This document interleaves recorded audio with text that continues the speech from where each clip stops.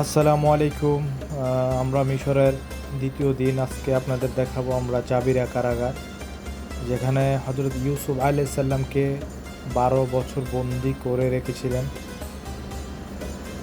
এটা হলো সেই জায়গা। আমরা এখন গাড়ি দিয়ে পাহাড় দিয়ে যাইতেছি জাবিরা কারাগার দেখতে।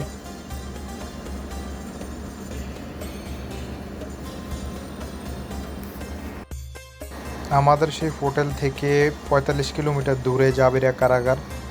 আসলে এই জায়গাটার আগের নাম ছিল মেনফিস, এখন এটার নতুন নাম হলো সাক্কারা। এগুলা হলো ওই সময়কার বাড়িঘর।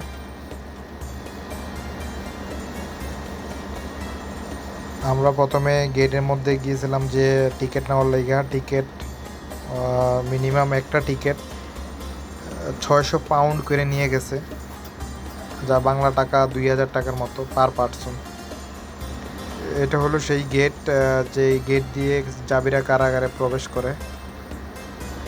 আমরা গেটের সামনে চলে আসছি।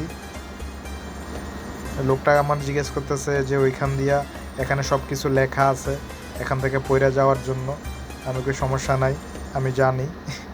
এটা বইলে আমি ঢুকে গেলাম।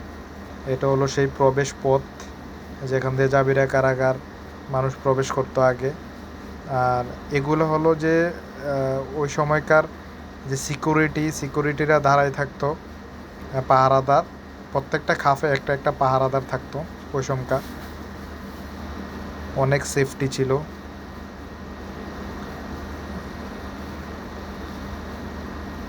আমরা সকাল 9টার দিকে বের হয়েছি, 40 মিনিটের মতো লাগছে এখানে আসতে।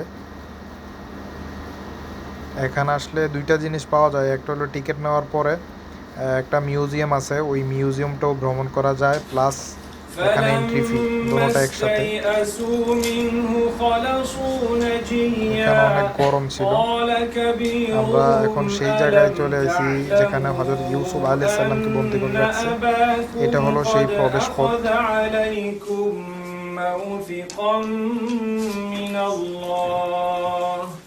ومن قبل ما فرطتم في يوسف فلن أبرح الأرض حتى يأذن لي।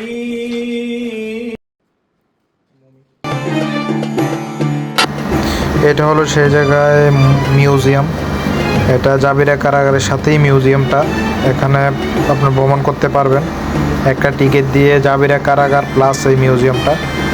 এগুলা তখনকার খাওয়ার প্লেটগুলা, বাটিগুলা, তারপর যে ওইখানে যে আসবাবপত্র, মানে ওরা আগে ওই সময় যেভাবে ব্যবহার করতো এগুলো সব এখানে রাখছে। এখানে সব কিছু আছে, আজ থেকে 4000 বছর আগের পুরনো। এখানে কয়েকটা মমিও আছে। এটা